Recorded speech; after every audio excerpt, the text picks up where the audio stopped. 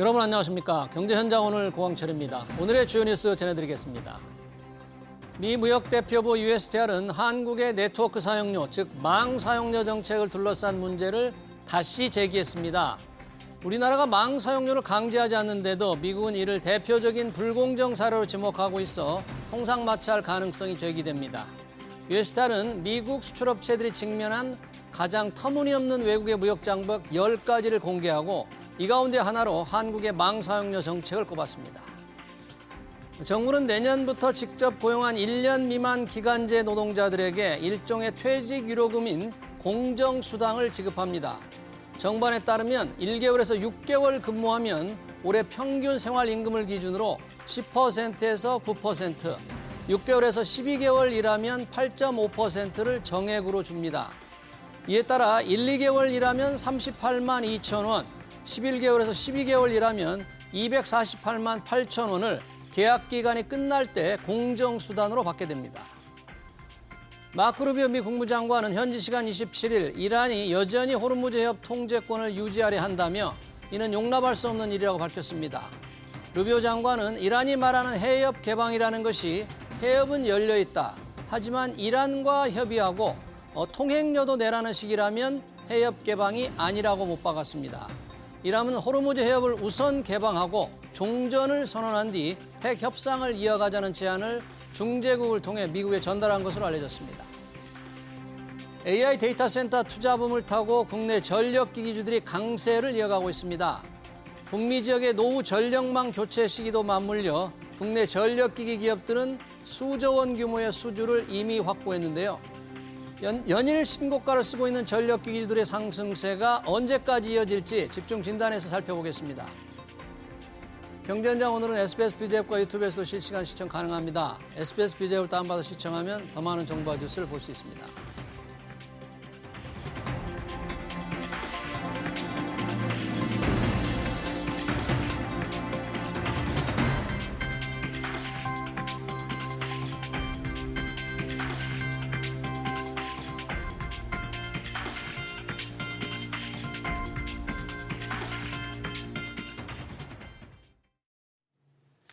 AI 데이터 센터 확산에 따른 전력망 확충 수요가 폭증하면서 초고압 변압기 등을 생산하는 국내 전력기기 3사가 유례없는 호황 랠리를 펼치고 있습니다. 이른바 없어서 못 파는 공급자 우위 시장 속에 당분간 수익 개선 폭이 확대될 전망입니다. 시장에선 목표가와 실적 전망치를 높여잡고 있는데 투자 위험은 없는지 두 분과 얘기 나눠보겠습니다. 이병욱 서울과학종합대학원 AI 전략경영 교수, 이상한 IM증권 연구원 나오셨습니다. 어서 오세요. 네, 안녕하십니까. 자, 이 반도체주가 우리 시장의 주목을 끌고 있으면 또 한편에서 전력기주 상승세가 정말 올 들어서 놀랍습니다. 오늘 또 장중에 52주 신고가를 경신했는데 오늘 조금 주춤해 보이는 듯한데 이상한 연구원님 지금 어떻습니까? 전력기기 3사들 주가 계속 오르던데. 아침에는 네. 잠깐 급등을 네. 했고 아침 이후에 네. 좀 지금은 LS 일렉트릭은 한 3% 정도, 네. 그다음에 효성중공은 한 1% 정도 네. 소폭 플러스를 하고 HG 현대 일렉트릭은 한 3% 정도 네. 빠지고 있습니다. 네.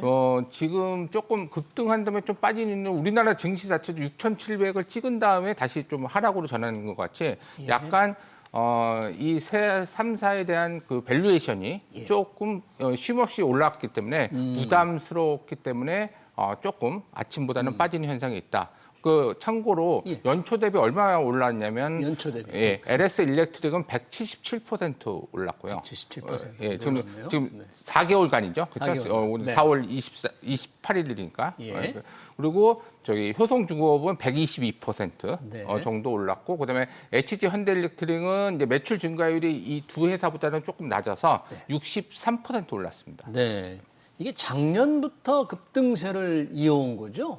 올해도 그렇지만. 그렇죠. 상승세가 작년부터 이제 강하게 지금까지 이어온 예, 거죠. 예. 뭐 작년부터 친다면 뭐 대여섯 배 올랐겠네요. 예, 그렇죠. 아니, 그러니까 원래 이제 전력기기 업체가 오르기 시작한 거는 2023년 하반기부터. 23년 하반기부터 2024년도에 많이 오르고 네. 작년도에 2024년보다는 좀 적게 올랐는데 예. 이게 아까 제가 말씀드렸듯이 연초 대비 상승률을 보면은 LS 일렉트릭이랑 효성중공업이 강한 건 뭐냐면 그럼 그동안은 HG 현대일렉트릭이 좀 많이 올라온 거죠. 그러고 나서 작년 하반기부터는 효성중공업과 LS 일렉트릭이 뭐 2024년도에는 당연히 HG 현대일렉트릭이 많은 상승을 했죠. 그런 이제 상승률의 차이가 있는 거죠. 우리가 100만 원을 넘으면 뭐 황제주라고 하는데 뭐 효성중공업은 지금 400만 원을 장중에 돌파했기 때문에 뭐 정말 초 상승세입니다. 뭐 상승 동력은 AI 데이터 센터에 필요한 전력 수요가 폭증하기 때문일 텐데 이 데이터 센터 투자 붐이 계속되지만 언제까지 될 건가가 결국은 이 상승세를 유지하는데 언제까지일지를 가늠할 텐데 어떻게 보십니까? 이 데이터 센터 이 투자 붐이라는 게. 뭐 현재 계획대로라면 뭐 사실상 이제 끝없이 계속 이제 올라갈 거로 이제 보이고는 있는데요.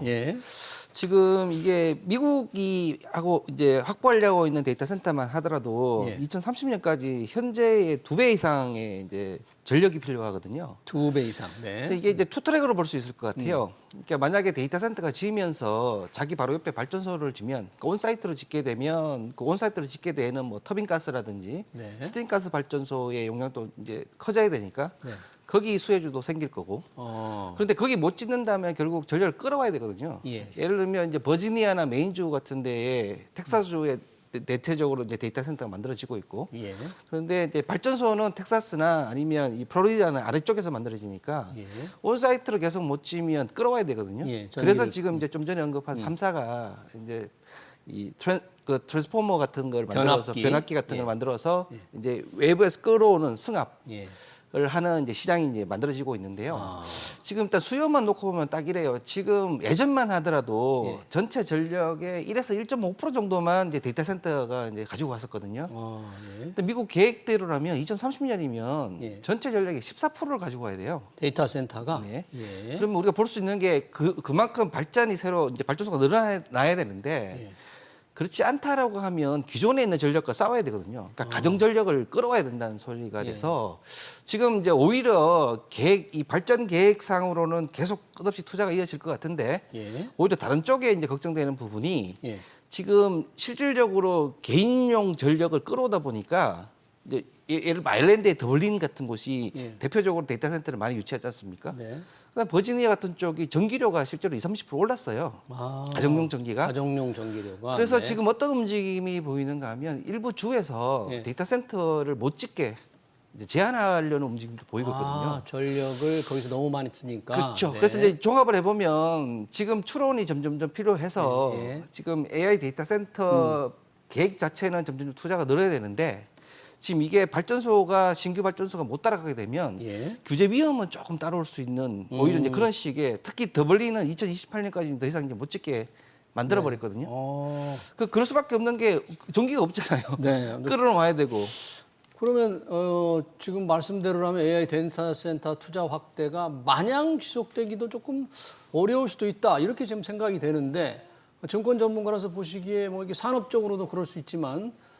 계속 뭐 돈을 계속 대기도 좀 쉽지는 않을 것 같은데 일반적으로는 지금 상당 기간 계속 된다. 뭐 이제 이렇게 좀 긍정적인 전망이 압도적으로 많은 편이잖아요. 네, 아무래도 참고로 말씀드리면은 하이퍼스케일러죠. 그러니까 빅4, 빅테크들 보면 그 아마존이라든지 메타라든지 구글이라든지 그 마이크로소프트 네 개사가 작년도에 투자한 금액이 4,500억 달러입니다.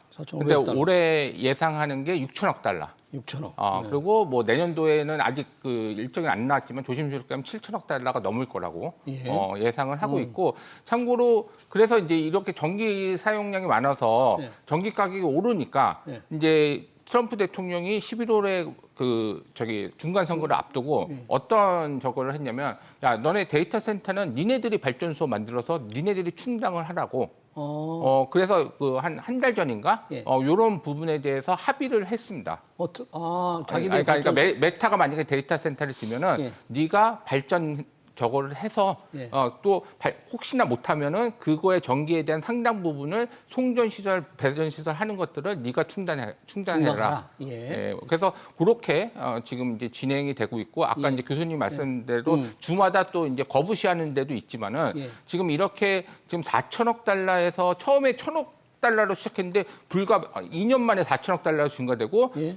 점프업 쪄서 6천억 달러로 증가되기 때문에 이 속도는 조금 계속 될 거라고 보고 있고 예. 그 기대감에 우리나라 업체들은 하드웨어에서 이제 디램하고 랜드 가격이 많이 오른 것 같이 네. 한동안은 지속될 거다. 한동안 그런데 지금 이제 9월부터 이 빅4들이 원래는 채권을 발행 안 했는데 예.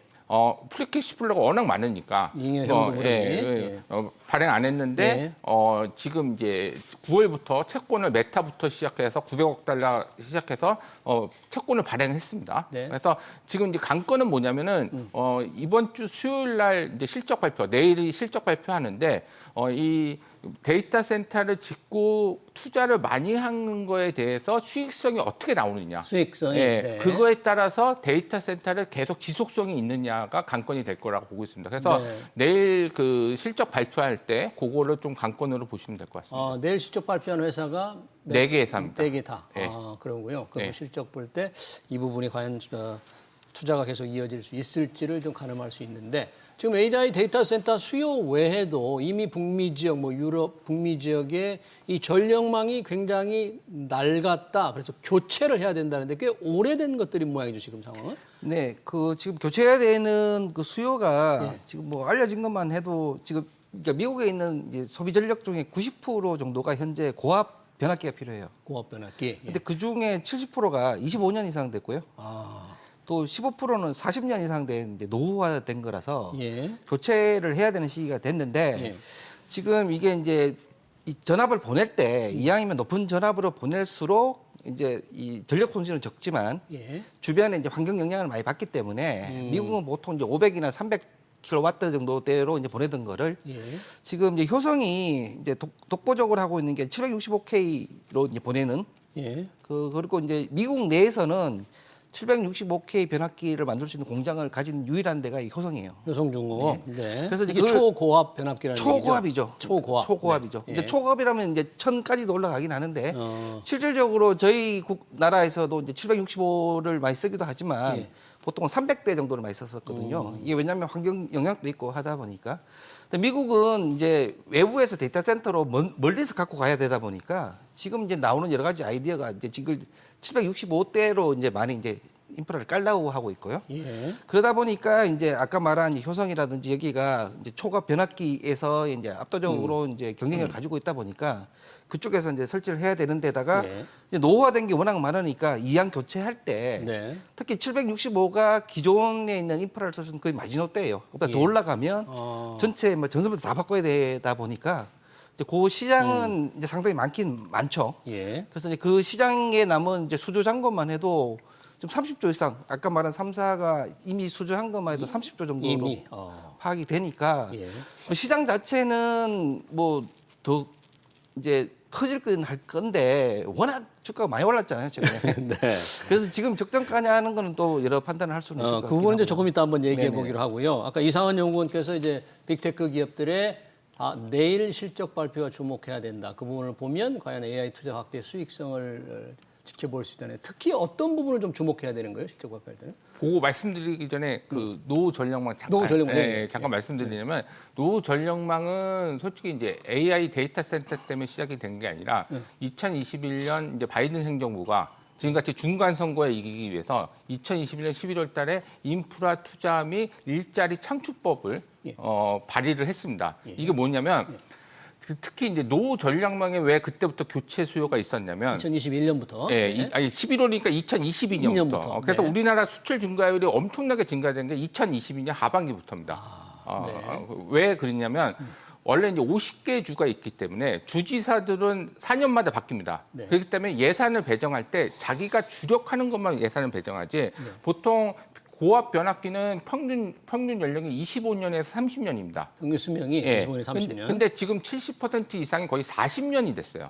그러면 이게 나쁜 게 뭐냐면은 블랙아웃 사태가 나오면 변압기에서 블랙아웃 사태가 나오는 겁니다. 이게 고장이 나거나 보내지를 못하는 거니까 당연히. 그래서 그 연방 정부에서 예산을 확보했습니다. 송전 시설을 교체하기 위한 예산.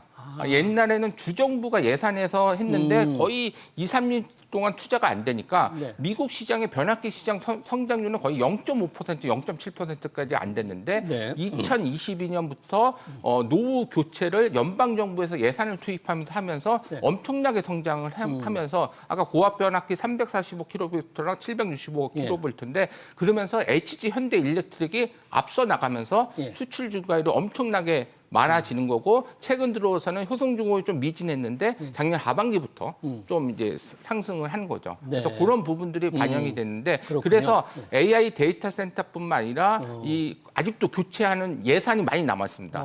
그래서 그런 부분들이 트럼프 행정국까지 이어지면서 좀 교체한다 그렇게 보시면 될 것 교체 같습니다. 수요가 우리 전력기기 3사들이 이제 수요 혜택을 좀 누릴 수가 있고요. 예, 예. 실적 발표에서 특히 좀 주목해야 될 부분 아까 좀 언급해 주신. 아까 제가 말씀드렸듯이 지금 이제 돈을 쏟아붓는데 항상 봤을 때는 처음에 이제 투자가 했을 때는 이만큼 매출 성장률이 있다. 네. 데이터 센터를 보면 이제 한편으로 보면 임대 사업이죠. 네. 결론적으로. 그리고 데이터 센터를 또 많이 하는 거는 메타 같은 경우에는 자기가 활용하려고 예. 데이터 센터를 많이 지니까 그러면 비용은 비용대로 감가상각비는 엄청나게 들어가니까 당연히 수익성이 내려갈 수밖에 없고 그럼 프리캐시 플로우가 거의 또 마이너스로 변할 수밖에 없는데 그거를 뚫을 수 있는 수익성, 수익성 내느냐. 매출 성장성 예. 그게 감안돼야 되는데 작년도 3분기 실적 발표할 때 그런 우려가 있어서 메타가 하루에 10% 빠지고 마이크로소프트가 15% 정도 빠졌습니다. 네. 근데 4분기는 좀 넘어갔는데 이번에도 그 관점에서 하여간 이게 수익성이 지금 당장 안 나더라도 나올 기미가 보이는지 안 보이는지 네. 이게 최대치로 좀 봐야 될 것 같고 최근에 그 4월달 들어서 미국 증시가 많이 올랐습니다. 3월 네, 그렇더라고요. 30날 해서 그래서 또 빅테크 위주로 올랐기 때문에 그것도 지금 이제 오른 상황에서 주가 오른 상황에서 그것도 관심을 좀 가져야 된다 그렇게 보시면 될 것 같아요. 그러네요. 앞으로 데이터 센터가 늘어나고 전력망 확충 교체 수요도 계속된다면 이제 수주가 지금 1분기에도 아까 30조 수주가 쌓였다는데 2분기 이후 3분기, 4분기에도 좀 수주가 더 늘어날 것으로 좀 예상을 해볼 수가 있겠네요. 만약 그렇다면? 그렇죠. 뭐 효성중공업 같은 경우는 지금 고마진 상품이 지금 EQ로 2월된 상태라고 뭐 이미 알려져 있으니까 2분기로? 예, 네. 뭐 많이 나올 거로 좀 알려져 있고 그다음에 LS가 그동안에 이제 데이터 전력에서 미국 북미 시장에서 좀 노출은 좀 작았던 편이거든요. LS가요. 근데 이제 최근에 뭐 여러 아이디어가 나오고 있는 것들이 사실 이쪽에 이제 배전 LS는 이제 배전 쪽에 이제 주로 특화돼 있고 배전. 변압기보다는. 예. 근데 지금 여러 아이디어가 나오고 있는 것 중에 얼마 전에 이제 전선왕이 얘기했지만 네. 지금은 이제 교류가 와서 이게 렉에 간 상태에서 이제 직류로 바뀌어서 이제 들어가게 돼 있는데 예. 이 데이터 센터 와서 데이터 센터 전체를 이제 직류로 바꾸자 예. 뭐 이런 아이디어 나오고 있거든요. 전체로 이제 800볼트로 승합을 해서 예. 그러면 이제 로스도 적고 뭐 나중에 쿨링도 좋지 않느냐 해서 실질적으로 여러 회사들이 만들고도 있는 상태거든요. 예.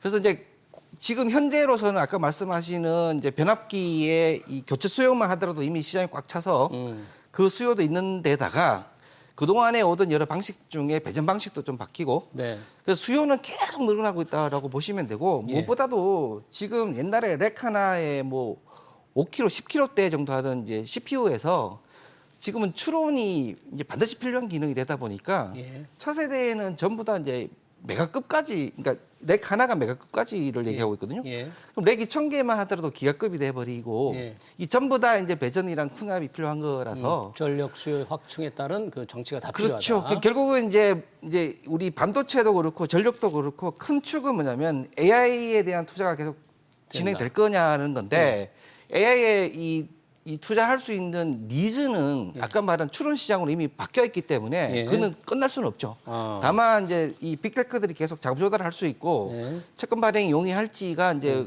문제긴 하지만 예.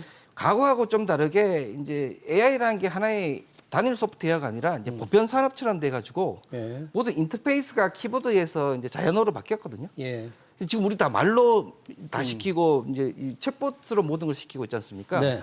여기에 가장 필요한 게 이제 GPU고 그러다 보니까 이제 렉 하나당 들어간 게 메가급까지 올라간 상태라서 예. 그것만 놓고 보면 이제 전력 시장이 오히려 이제 더 무궁무진한 시장이 될 수 있다 이렇게 볼 수도 있죠. 아, 반도체보다 더 무궁무진한 거의 이제 반도체 보다라기보다는 하지만 무궁무진한 못지않게 시장이 될 수 있다 그러는데 예. 두 분의 말씀 들어보니까 뭔가 지금 투자는 계속될 것 같고 정말 전망이 좋은데 이 주가를 보면 성급하게 이게 투자하기가 어렵다. 효성중공업이 뭐 개별 종목 한 종목당 좀 400만 원까지 나오는데 넘어섰는데요. 이 보통 이 전력기기 3사의 증권사들이 보기에 실적이라든지 또는 주가 전망이라든지 이런 건 좀 어떻게 나오고 있습니까? 그거 말씀드리기 전에 네. 제가 이제 그거에 대한 세사의 특징하고 앞으로 3사의 좀 차이 좋습니다. 차이점이랑 그런 거 좀 말씀드리겠습니다. 아까 이제 수주잔고 30조 정도 네. 1분기에 수주잔고가 되는데 구성은 어떻게 되냐면 이제 효성중공업이 한 15조 정도 되고 예. 그다음에 그 HG 현대일렉트릭이 한 10조 정도 10조. 되고 나머지 LS 일렉트릭이 한 5조 정도. 네. 그래서 이제 30조 수주잔고가 네. 구성이 되는데 여기서 이제 아까도 말씀드렸지만은 LS 일렉트릭 같은 경우에는 이제 배전 시설의 강자입니다. 네. 그래서 우리나라 같은 경우는 한전이 송배전 시설을 독점을 해서 깔고 예. 그다음에 한전 자회사가 전기를 공급하는 거죠 결론적으로. 예. 그런데 그 배전 시설 같은 경우에는 이제 뭐 아파트 앞에 보면 건물 큰 앞에 이렇게 회색으로 큰 통이 있잖아요. 그게 예. 배전반 시설입니다. 배전반. 그러니까, 예. 그런 시설인데 당연히 이제 공장을 짓거나 뭐 평택 반도체 공장을 짓거나 근데 그런 공장을 지었을 때 배전반 시설이 많이 필요한 거죠 결론적으로. 네. 근데 최근에 데이터 센터를 졌기 때문에 반드시 배전반 시설이 들어갑니다. 이건 없던 시장입니다. 이게 그러니까 네. 그렇기 네. 때문에 LS 일렉트릭은 우리나라에서는 강자였는데 최근에 이제 수주잔고가 좀 낮고 한 이유들은 뭐냐면 미국에 진출할 때는 예. 삼성전자 공장을 짓거나 예. 아니면 배터리 공장을 할 때 우리나라 공장을 지을 때는 배전 시설을 우리 LS 일렉트릭이 하는데 다른 나라 공장을 지을 때는 얘네 거를 안 쓰거든요 결론적으로. 그런데 이제 워낙 이제 이게 가격하고 예. 이게 좋으니까 네. 이제 데이터 센터를 지을 때도 LS 일렉트릭을 지금 사용하게 됐습니다. 예. 그래서 이게 왜 좋으냐면 단락기입니다. 고압 변압기는 보통 리드 타임이 1년 반에서 2년 사이인데 예. 얘네 같은 경우에는 데이터 센터의 배전반은 예. 한 4개월에서 5개월 바로바로 이렇게 나타난다 그렇기 이거죠? 때문에 네. 수익성이 좋습니다. 예. 그래서 이런 부분들이 작년 하반기부터 예. 데이터 센터를 몇 천억씩 수주하면서 올해도 그런 수주의 기대감이 있어서 현재 추정치보다는 더 높아질 수 있습니다. 그렇기 때문에 이 부분이 반영이 되면서 예. 영업이익률은 한 지금 10% 11% 수준으로 넘어가고 있지만은 예. 주가 상승률이 가장 많았던 거죠. LS가. 예. 네. 그리고 효성중공업은 아까 이제 수주 잔고가 15조고 1분기 수주가 4조 1,000억 원. 네. 서프라이즈가 나왔는데 이게 중요한 게 뭐냐면 수주 잔고는 P 곱하기 Q로 돼 있습니다. 네, 가격 곱하기 물량. 그러면 P는 뭐로 힌트를 얻을 수 있냐면은 전력기기 PPI 생산자 물가지수를 매월 발표를 하는데 미국에서 그게 공급가액입니다. 그리고 Q는 당연히 늘어나는 거죠. 그러면 수주 수주도 늘어나고 수주 잔고가 늘어나는데 네. 이게 왜 중요하냐면 그 전에 한 2024년, 2025년 상반기까지 효성중공업이 안 좋았던 뭐냐면 저가 수주가 많았기 때문에, 그러니까 네. P가 낮은 수주가 많았기 때문에 수익성이 안 좋았고 2024년 현대일렉트릭은 고가 수주가 많이 들어오면서 영업이익률이 20%까지 갔죠.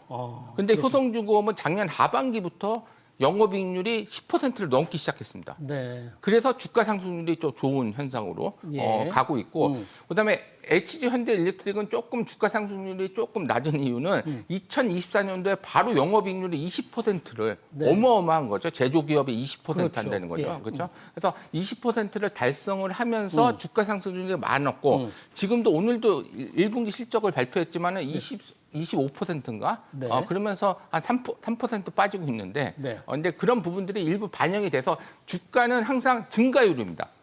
그렇죠. 영업이익이라든지 예, 이게 증가율 기준으로. 증가율이니까 영업이익률이 효성중공업과 LS 일렉트릭이 좀 떨어지지만은 예. 증가율 측면에서는 훨씬 앞서 나가기 때문에 예. 주가 상승률도 지금 수반이 됐다. 그렇게 보시면 될 것 같고, 네. 근데 어제도 많이 급등을 했고, 예. 그래서 지금 밸류에이션이 올해 기준으로 퍼가 한 45배 이상 가고 있습니다. 세종무처 다 그렇습니까? 예, 그럼 네. GE 버너바가 황제 이제 대장주인데, 예, GE 버너바 네, 미국에. 그게 한 50배 이상 하기 때문에 예. 우리나라 업체 같은 경우에는 지금 약간 밸류에이션 부담이 예. 좀 있는데 그거를 돌파하기 위해서는 예. 다음 분기 실적할 때 예. 신규 수주가 기대한 것만큼 얼마만큼 올라오느냐. 2분기 수주 신규 수주가 예. 그다음에 가격 자체가 PPI가 계속 올라가고 있느냐. 예. 왜냐하면 신규 수주가 늘어났는데 PPI가 올라갔다는 거는 고가 수주를 받았다는 거죠. 네. 그게 생각했던 것보다 많이 오르게 되면은 당연히 퍼가 낮아지게 되죠. 결론적으로. 그렇죠. 그렇기 때문에 그거 지금은 좀 퍼의 부담이 있지만은 2분기 실적, 3분기 실적 할 때 그거의 관점에서 포인트로 맞아서 그게 생각보다 했다. 그러면 다시 상승력이 있는 거죠. 근데 지금 단기적으로는 조금 밸류에이션이 부담이 된다. 그렇게 보시면 될 것 같습니다. 미국의 대표적인 대장주 G 버노바의 PER이 50배니까 그걸 감안하면 우리 45배면 상당히 지금 좀 부담스러운 수준에 와 있다. 뭐 주가 자체도 그러니까 뭐 투자자들의 관심은 그럴 겁니다. 그러면 전력기기 3사 중에서 향후에 상승 가능성이 있는 건 어떤 게 더 많이 올라갈까? 아니면 지금이라도 그러면 투자할까? 아까 2분기 이후에 이 가격을 좀 보라는데 지금은 예상하기가 어렵잖아요. 그럼 어떻게 판단을 해야 되죠? 그런 거? 그러니까 이제 단순 수치만 놓고 보면 이제 컨센서스의 상단 하단을 놓고 보면 네. 이미 컨센서스 하단은 3사가 다 넘어버렸어요. 하단은 네. 상단만 놓고 보면 이 단순 이제 컨센서스만 놓고 보면요. 효성중공업의 가장 높은 컨센서스가 500만 원이거든요. 예. 그렇게 따지면 아직 상승 여력은 한 27% 네. 있다고 볼 수 있고 LS가 가장 작아요. 한 7.6% 정도인데. 그런데 이제 아까 말씀하신 핵심이 지금 다른 이제 전력 공급하는 뭐 지멘스라든지 ABB 뭐 시나이더 이튼을 다 보더라도 예. 지금 PBR이 너무 높거든요. 지금 그 관점에서 보면 퍼나 PBR 관점에서 보면 지금 현대일렉트릭이 매우 높아요. 아, 현대일렉트릭이 예, 그런 퍼도 지금 글로벌 기업에 비해서 PBR이 너무 높다. LS는 지금 퍼가 거의 70에 육박하는 걸로 봐서는 예. 지금 이제 분명히 이제 수주 잔고도 높고 모든 거는 이제 주가 상승을 향하고는 있으나 네. 너무 가파르게 올라왔다 이렇게 예. 하는 거고요. 작년 대비해서는 다 8배 정도 올랐었잖아요. 네. 효성중공업 같은 경우에는. 그러다 보니까 이게 이제 자신 있게 이거 지금 여력 있습니다라고 말씀드리긴 공간은 좀 아닌 것 같고 예. 어쨌든 단순 수치상으로는 예. 가장 상단 컨센서스로 봤을 때는 효성중공업이 약간의 네. 여력은 있으나 음. 그 컨센서스니까요. 그건 네. 할 수는 없죠. 자, 그럼 2분기 이후에 아까 이상원 연구원이 여러 가지 이제 가격 지표, PPI를 보라 그랬는데 그러면 그때까지는 조금 지켜보면서 뭔가 이 전력기기 투자는 늘어나지만 이 주식의 피크아웃을 보려면 그때까지 좀 지켜보고 그걸 판단해야 됩니까? 그러면? 아무래도 그렇죠. 이게 단기적으로 급등했기 때문에 저는 좀 쉬어가는 부분이 있을 거라고 보고 있고요. 예. 근데 그 쉬어가는 부분에 대해서 밸류에이션 부담을 낮출 수 있는 부분은 아까 말한 대로 신규 수주의 질입니다. 신규 수주의 예, 질. 그러니까 네. P가 올라가서 또 Q도 증가되느냐. 예. 그게 어느 만큼 되느냐. 근데 기대치보다 증가는 하겠죠, 당연히. 예. 수주의 증가는 하는데 기대치보다 증가율이 낮다. 그러니까 약간 저는 실적보다도 왜냐면 2분기, 3분기 실적은 좋아집니다. 좋아지는데. 지금 수주 잔고를 봤었을 때는 1분기보다는 무조건 좋아집니다. 예. 지금 수주 잔고의 질로 봤었을 때는. 근데 그 수주 잔고 이제 선행해서 주가는 가기 때문에 예. 이 수주가 어느 만큼 생각하는 만큼 얼마만큼 많이 들어오느냐. 네. 그게 따라서 피크아웃이 될 수도 있고 안 될 수도 있고. 그렇죠? 그러면 생각보다 수주가 적게 들어왔다. 네. 그리고 PPI가 꺾인다. 예. 그러면은 이제 그때부터는 조금 주가가 좀 내려갈 수 있고 피크아웃 우려가 있을 수 있죠. 예, 그러니까 이 증가율 전체 절대 규모보다는 뭐 실적 수주라 신규 수주의 이제 증가율도 사실 영업이익도 그렇잖아요. 절대 영업이익 규모보다는 증가율을 봐야 되기 때문에 이런 때 그 많은 시청자들은 그런 생각을 할 것 같아요. 개별 종목 투자하기 어려우니까 ETF를 조금 한번 시도해 볼까? 뭐 그런데 ETF도 관련 이익비가 꽤 많죠. 실적도 아주 좋았죠. 그렇죠. 뭐 ETF를 그때 이게 세 축으로 보시면 좋을 것 같아요. 예. 지금 방금 말한 이제 3사 위주로 투자하는 이제 ETF가 나와 있고요. 예. 그러니까 지금 우리가 말한 효성, HD, LS를 이제 집중적인 기초 자산으로 하는 게 뭐 타이거, 코덱스 다 나와 있고요. 네. 또 하나는 이게 변압기에 기본적으로 들어가는 게 구리선이거든요. 구리선, 구리선으로 네. 돌아야 되니까 뭐 지금 그다음에 가운전선이라든지 대한전선 요걸 예. 같이 다 담는 그래서 이제 전력 인프라 분산형에서 하는 이제 사이 하나 나와 있고요. 아. 그다음에 또 하나 섹터는 예. 그럼 이제 국내가 아닌 이제 예. 미국 AI 전력 핵심하는 이제 인프라 ETF도 좀 나와 있거든요. 예. 거기가 이제 아까 말한 이제 지보노바라든지 여기 미국 AI 인프라에 집중 투자하는 요것도 이제 코덱스에 나와 있으니까 그래서 요 3사에 집중적으로 투자하느냐 네. 아니면 이제 분산해서 아까 말한 이제 전선 또 투자하고 네. 특히 두산 에너빌리티 같은 경우에는 지금 온사이트로 직접 발전소를 짓는 니즈가 되게 많아졌거든요. 근데 끌어오는 공장 것보다 바로 옆에다가. 네, 그러다 보니까 최근에 12개의 이제 터빈 수주했다는 것도 지금 발표가 됐고 하니까 예. 거기도 이제 앞으로 이제 수주가 많을 것 같거든요. 네. 그렇게 되면 이제 이게 라이즈 AI 전략 인프라 같은 게 예. 그런 걸 다 이제 보편적으로 있는 분산형이고 예. 아까 말한 세 번째 축은 이제 그런 미국의 그러니까 국내 말고 미국 전력 이제 핵심 인프라를 투자하는 요 셋 중에 하나를 고르시면 네. 될 것 같고 아니면 그 3분의 1씩 하셔도 되죠. 우리 이상한 IM증권 연구원께는 뭐 어떤 그런 방식 셋 중에 하나를 선택하라면 혹시 어떻게 진짜 일반 시청자들이 어떻게 선택하라면 어떤 게 좀 좋을까요? 투자자들이 판단하기도 좀 어렵습니다 지금. 예, 그렇죠. 아무래도 뭐 ETF, 그러니까 그 종목 구성을 좀 보시고, 예. 그리고 또 비중을 보시고, 비중. 비중이 중요합니다. 그냥 이제 3사에서 어떤 거는 H 일렉트릭의 비중이 더 크고, 뭐 어떤 거는 효동주고 보니까 뭐 3사에 투자하는 게 아니라 자기의 성향에 맞게 비중이 자기가 좋아하는 종목들의 비중이 네. 높은 것 위주로 투자하시면 될 것 같습니다. 알겠습니다. AI 데이터 센터 확장에 따른 전력기기 3사의 향후 전망까지 관련 토론 여기서 마쳐야 될 것 같네요. 그러니까 이병우 서울과학종합대학원 AI 전략경영 교수, 이상은 IM증권 연구원이었습니다. 고맙습니다. 네, 고맙습니다.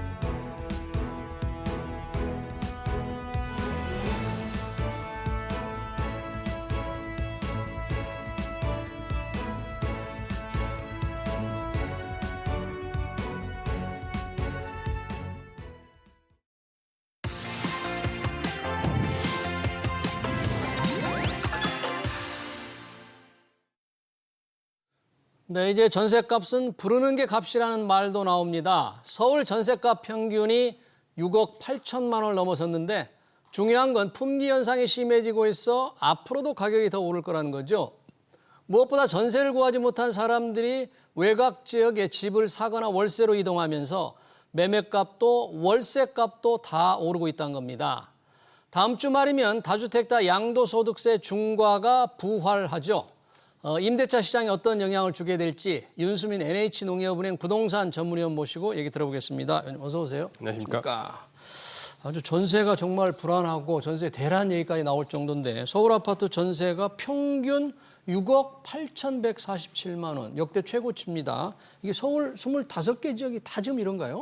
뭐 전반적으로 지금 전세 가격은 상승세가 다 이어지고 있는 상황이 맞고요. 네. 뭐 좀 구별로 조금 살펴보면은 네. 일단 뭐 성북구, 노원구, 광진구 이런 지역들이 조금 많이 올랐다 이 순서가 나오고 있는 것 같습니다. 지금 뭐 제일 많이 오른 구가 뭐 강북구가 이제 3% 넘게 올랐습니다. 강북구요? 역대 최고의 상승률을 기록했다라는 이야기들은 나오고 있고요. 뭐 예. 성북구, 성동구 이런 지역들도 사실 다 1% 이상씩 월별로 이렇게 올라가고 있는 순이기 때문에 예. 사실 이런 지역들이 사실 우리가 흔히 말했을 때 야 여기는 강남이 아닌 지역들이잖아 또 네. 한강벨트도 아니잖아라고 이제 생각하실 수 왜 이렇게 있는데 올랐지 그 동네가? 네 맞습니다. 궁금할 그런 텐데. 이야기들을 많이들 하시는 것 같아요. 이게 또 아무래도 그 거주자들이 선호하는 또 지역들이다 보니까 예. 이런 지역 이런 데서 가격이 올라가는 거에 대한 부담을 더 많이 크게 느끼시는 것 같고요. 네. 특히 지금 이제 역대 전세값이 6억 8천이 넘어가면서 평균값이 너무 많이 이제 올라가는 부분이 아니냐라는 식에서 조금 우려들 많이 하시는 것 같습니다. 네. 네.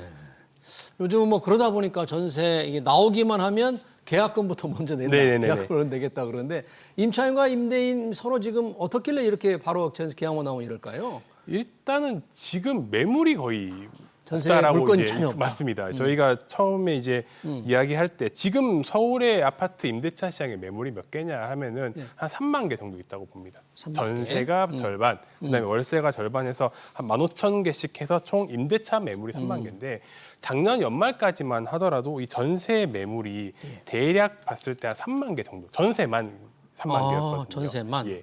그러니까 지금 한 4개월 지나면서 예. 전세 매물이 절반 수준으로 줄어들었다라는 부분이 될 것 같고요. 예. 결국 이제 수요와 공급이라는 부분들을 뭐 말하지 않을 수가 없는데 공급이 줄어드는 상황에서 예. 서울의 전세 아파트, 특히 아파트 전세 수요는 항상 풍부한 시장이라고 저희가 볼 수 있습니다. 예. 그렇다 보니까 수요는 고정적으로 계속 공급이 되고 풍부한데, 있고 반면 많은데. 공급은 줄어들다 보니 가격이 이제 크게 상승하는 부분이 아닌가라고 이제 생각할 수 있을 예. 것 같고요.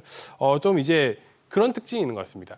강남이나 그 한강벨트보다 지금 아까 말씀드렸던 뭐 강북구, 강북, 성북구, 이런 예. 지역들에서 더 많이 전세 오르고. 가격이 많이 올라간 부분들이 소위 이제 가성비가 좋은 지역들이었거든요. 예. 가성비가 좋은 지역들의 전세 가격이 많이 올라간 게 좀 부담으로 느껴지는 부분이 큰데 왜 여기가 더 많이 올라갔냐라고 보면은 강남 한강벨트에서 밀려나는 거예요. 네. 강남에 이제 못 들어가신 그 전세값이 너무 많이 올라서 그렇죠. 밀려나신 엄두를 분들이 내지 못하니까. 네, 다음 지역인 한강벨트로 이동을 하시고 예. 또 한강벨트에 있으시던 분들이 너무 또 올라가니까 말씀드렸던 가성비가 좋은 지역으로 넘어가게 되고 여기도 공급이 그렇게 많지는 않거든요. 그렇다 보니까 공급 과잉, 수요가 좀 많이 증가하면서 가격이 크게 올라가는 형태가 나타났다. 이렇게 정리하면 될 것 같습니다. 그러네요. 상황이 참 좋지 않습니다. 네. 그러다 보니까 임차인들이 계약갱신 청구권을 많이 쓰는 것으로 알고 있는데 일부 임차인들은 계약갱신 청구권 대신에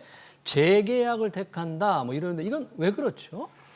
참 이제 임차인들도 똑똑합니다. 이게 결국 한마디로 요약을 하자면은 지금 전셋값이 오르는 것보다 앞으로 전셋값이 올라갈 게 더 클 수 있다라는 가정 때문에 그런 선택을 하는 게 되는 거거든요.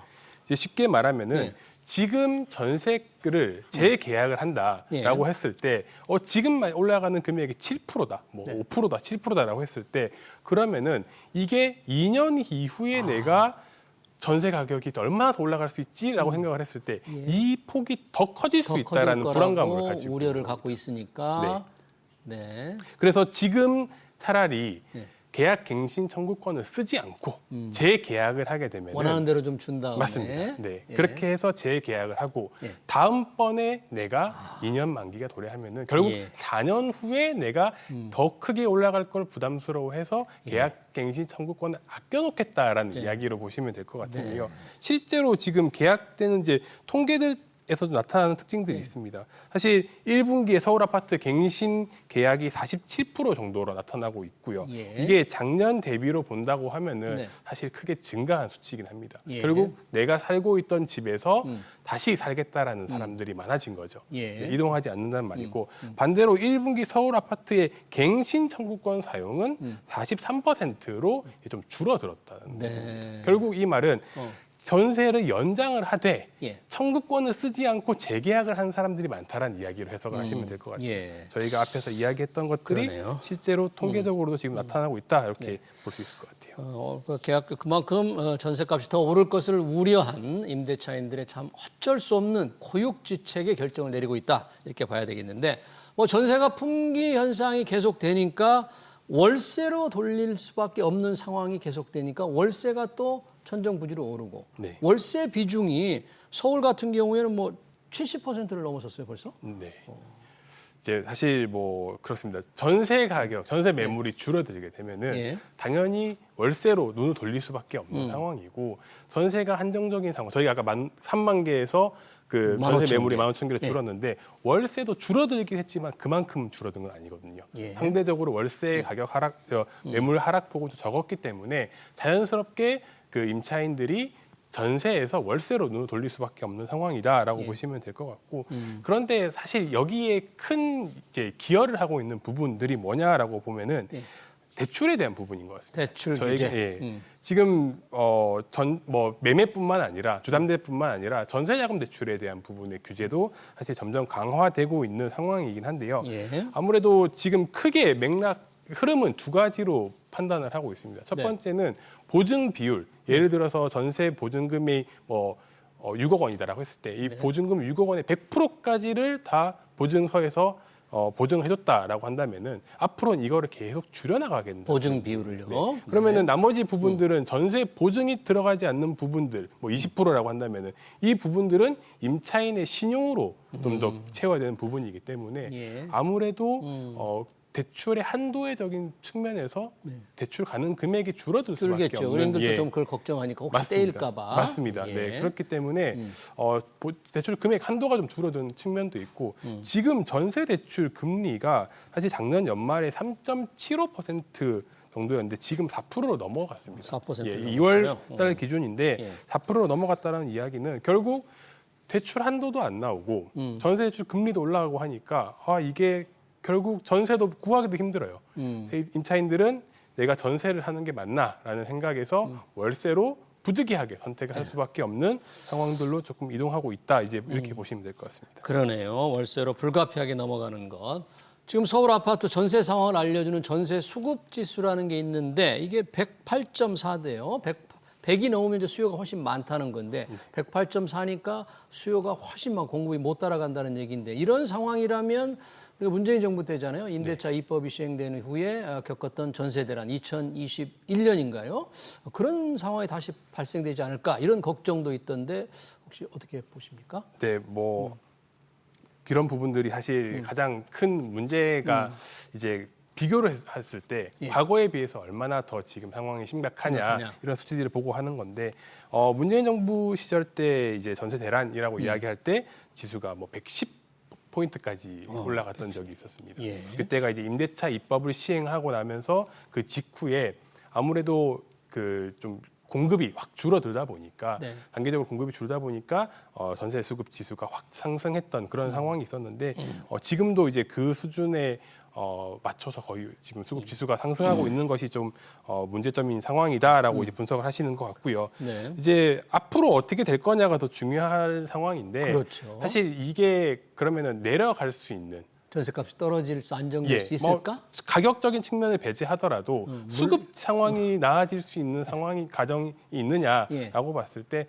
지금 상황에서는 사실 조금 기대하기가 어려운 것 같습니다. 아무래도 지금 매매 시장과 전세 시장을 함께 구성을 보고 흘러가는 흐름들을 살펴봐야 되는데 지금 매매 시장에서는 아무래도 모든 주택뿐만 아니라 이제 상업용 시설까지도 실거주, 실사용에 대한 부분들을 강조를 하고 있는 상황입니다. 실거주 의무의 어떤 의무화 네. 이게 가장 지금 중요한 규제가 되고 있는 거죠. 맞습니다. 그렇게 실거주를 강요를 하고 강조를 하다 보면은 실제 임대인들의 입장에서는 결국 이 집에 아니면 이 집에 내가 살아야 된다라는 식의 선택을 할 수밖에 없게 되고 그 부분이 지금 앞으로 더 강해질 것이냐 매매 시장에서 더 약해질 것이냐를 본다고 하면은 사실은 조금 더 강해질 가능성이 크지 않나라는 게 정책적인 흐름의 예상이기 때문에 아무래도 민간 시장에서 결국 개인 임대인들이 공급할 수 있는 전세 물량은 지금보다는 조금 더 줄어들 가능성이 크다라고 판단할 수 있을 것 같습니다. 지금은 이제 전세 가격보다도 전세 공급이 더 중요하잖아요. 구할 수 있을까 없을까 문제인데 방금 봐서는 이제 공급이 이렇게 늘어날 가능성이 좀 낮아 보인다는데 5월 9일이 되면 말씀하신 이제 다주택자 양도세 중과 유예가 이제 끝나거든요. 그러면 그때까지 팔지 못한 분들이 가지고 있던 집, 매매하려고 생각했던 집들을 전세로 이제 버틴 분들 내놓을 수밖에 없을 것이다. 그런 전망이 있거든요. 그런 건 전세 물량 공급을 확대하는 데 조금 영향을 안 줄까요?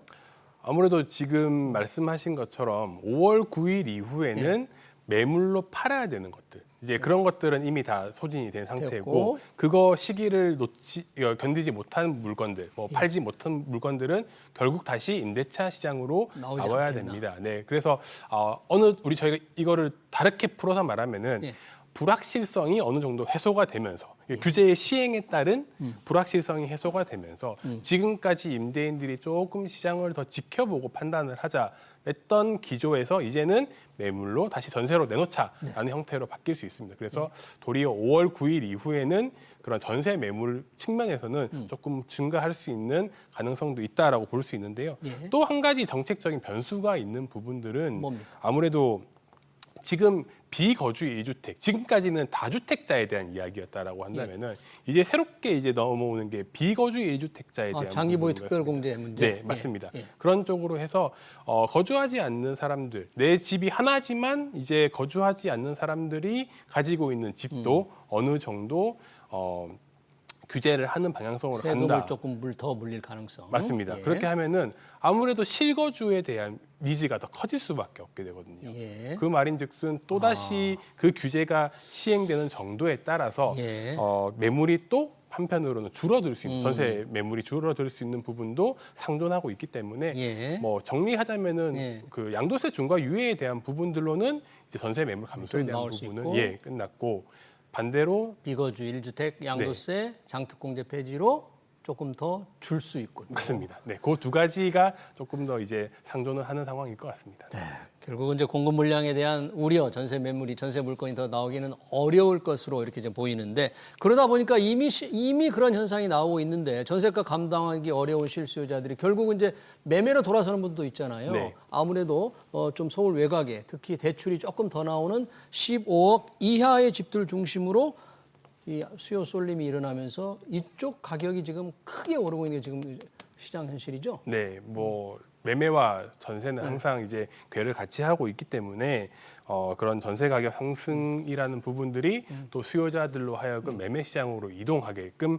이제 만들어내는 부분들이 없지 않아 나타나고 있는데요. 네. 뭐 지금 보시면 통계로 보시면은 안양 동안구가 4.19%, 뭐 수지가 7% 이렇게 월로 이렇게 집값이 올라갔고 뭐 최근에 조사된 걸로 보면은 홍제동의 뭐 아파트들이 5구 타입이 실거래가가 뭐 거의 8억 가까이 지금 올라가고 성북구의 실거래 가격들도 뭐 12억에서 뭐 더 올라가고 있다 이런 네. 식의 이제 이야기들이 나오고 있는 부분들인데 결국 저희가 흔히 하는 이제 실거주의 목적으로 많이 보는 지역들, 그러니까 예. 투자, 뭐 투기 이런 부분에서 강남 한강벨트가 아니라 실거주 목적에서 구입할 수 있었던 평균 가격대 아파트들이 예. 많이 위치하고 있는 지역들, 이 지역들에서 아무래도 전세가 매매로 이동하는 경우가 많아지는 사실이고요. 예. 그러면서 이들 지역이 사실 지금 그렇다고 이들 지역에 공급이 많은 매매 공급도 물량도 그렇게 많은 건 아니거든요. 그렇다 보니까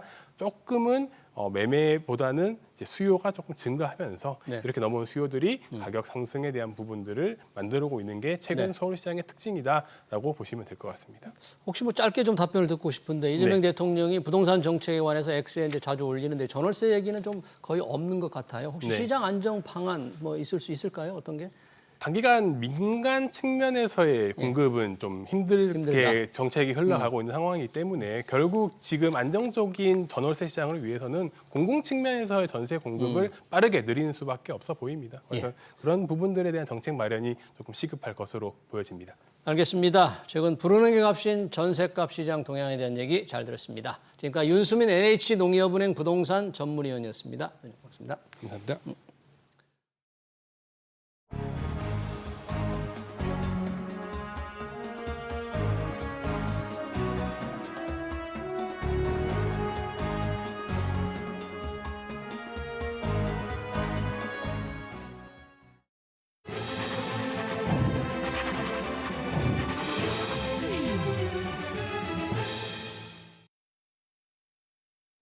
네, 전세가 불안합니다. 전세 물건 씨가 말랐다는 얘기도 나옵니다.